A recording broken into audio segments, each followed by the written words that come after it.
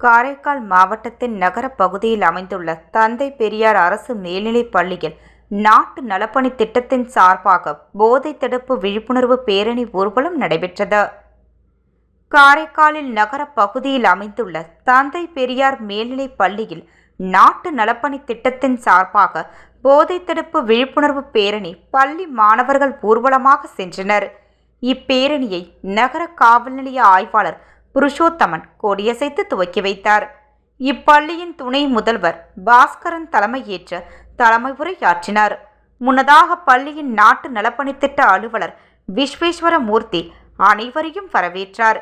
நிகழ்ச்சியின் சிறப்பு அழைப்பாளராக காரைக்கால் மாவட்ட நகர காவல் நிலைய ஆய்வாளர் புருஷோத்தமன் கலந்து கொண்டு மாணவர்களுக்கு போதை பற்றிய செய்திகளையும் விழிப்புணர்வு குறித்த சிறப்புரையாற்றினார்.